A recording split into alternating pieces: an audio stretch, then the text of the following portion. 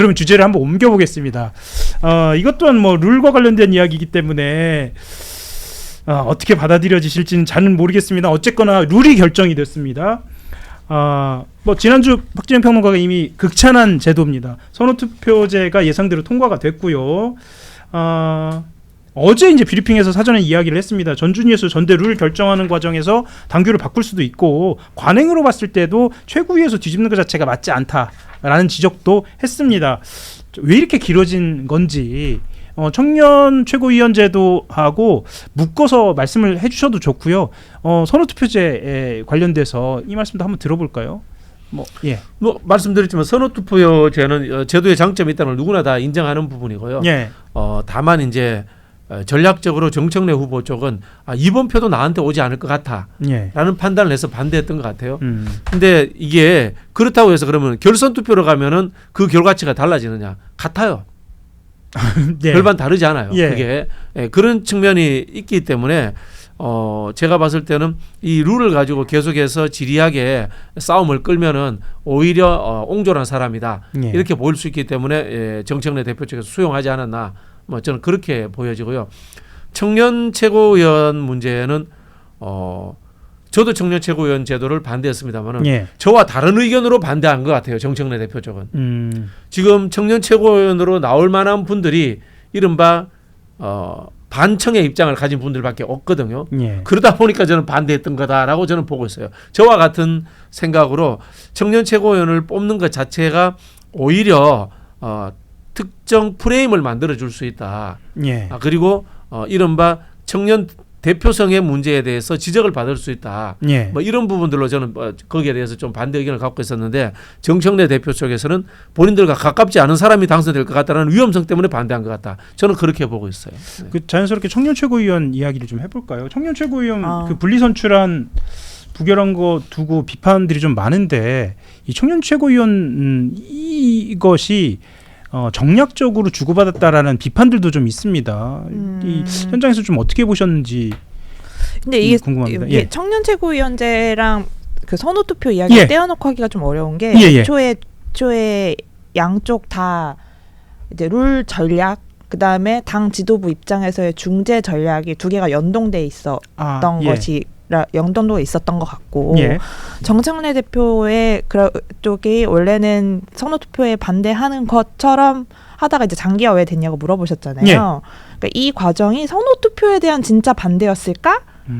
라는 생각이 들어요. 지금 와서 생각을 해보면 말씀하셨다시피 정청래 전 대표 입장에서는 고정층을 가지고 가는 우리가 다 알고 있는 이제 되게 강력히 지지하는 당원 그룹을 가지고 가는 후보잖아요. 그런 상태에서 선호투표냐 결선투표냐는 유불리의 기자들이 생각했던 것보다는 정작 당사자들은 별로 크게 개의치 않았던 것 같고. 당사자들은요? 네. 그건 진짜 그냥 기자들의 유불리 평가, 외부인들이 보는 유불리 평가였던 것 같고. 왜냐하면 말씀하신 대로 정청래 전 대표를 지지하시는 분들은 2위, 3위에 찍을 후보가 없는 것이 문제이지. 그러니까 순서를 어떻게 이걸 고민하시는 지는 않을 것 같거든요. 적을 것 같거든요. 네, 근데 한편 오히려 이렇게 생각을 해봤으면 좋겠다고 어떤 의원님께서 얘기를 하셔서 되게 무릎을 쳤는데 김민석 총리 입장에서는 선호투표를 해야 하는 반드시 이유가 있다.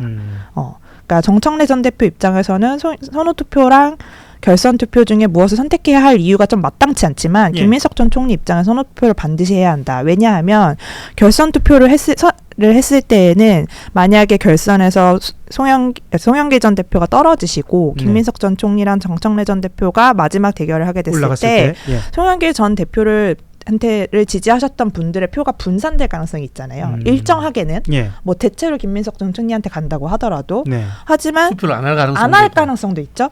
근데 선호투표는 자동으로 분배된단 말이에요. 그러니까 훨씬 더 안정적으로 송영길 전 대표의 표를 넘겨받을 수 있는 제도예요. 네. 그러니까 김민석 전 총리 입장에서는 선호투표를 반드시 해야 하는 이유가 존재하는 거죠. 그러니까 우리는 처음부터 계속 정청래 전 대표는 이 좋은 제도를 왜 반대할까? 그리고 이 좋은 제도를 반대하더니 왜 찬성할까를 보고 있었지만 어쩌면 물밑에서는 정청래 전 대표는 반대하는 한 다른 이유가 있었을 것이고 김민석 전 총리는 이것을 반드시 해야 하는 이유가 있었을 것이다라는 해석도 좀 존재하는 것 같더라고요.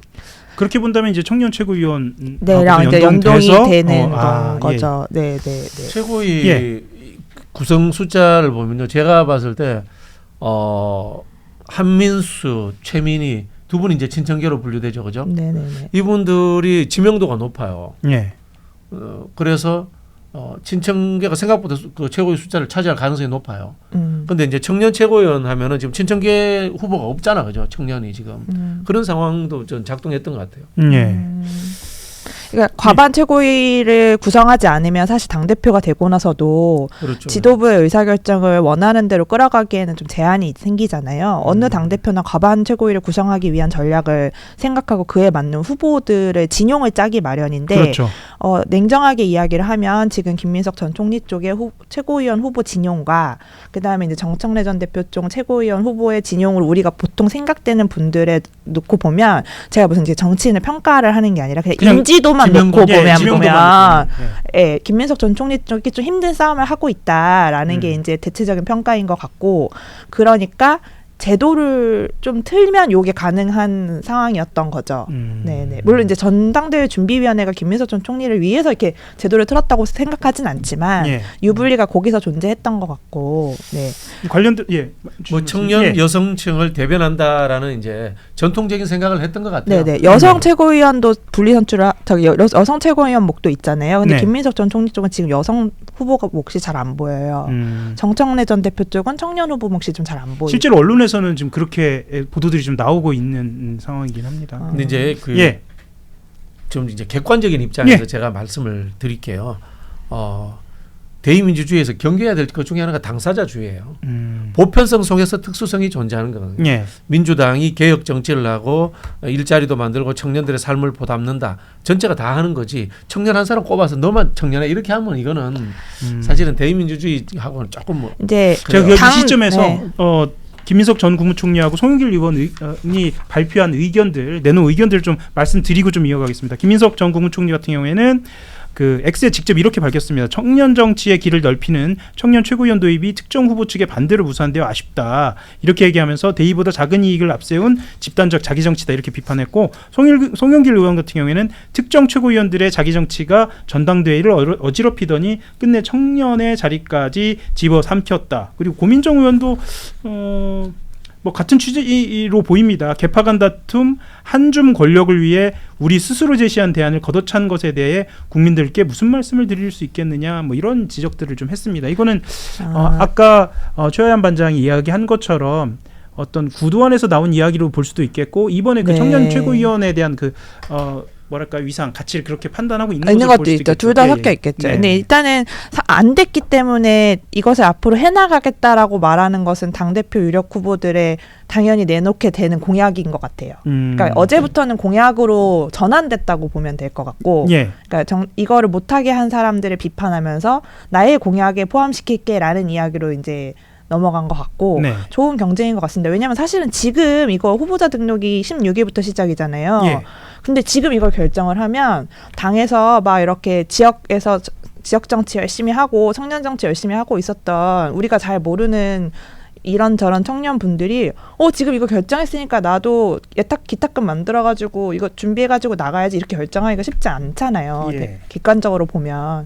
차라리 이렇게 된 김에 이제 시간을 좀 두고 잘 설계하는 것이 좋겠다라는 이야기가 당에서도 많이 나오는 것 같습니다. 알겠습니다. 아까 말씀하신 그 당사자주의에서 봤을 때도 이 청년 최고위원은 좀 다른 시각에서 봐야 한다라는 말씀이시죠? 그 말씀 제가 조금 더 듣고 민주당의 청년 최고위원 제도를 한 지가 한 20년 됐어요. 그렇죠. 여성 한 지는 뭐 20년도 더 됐는데 해결됐나요? 그죠? 그럼 저는 뭐 여러분들도 저의 뭐 성향을 아시겠지만은 개인적으로 뭐 송영길 대표나 우리 김민석 총리님과 이렇게 소통도 합니다만은 저 개인 생각과는 좀 다른 것 같아요. 저는.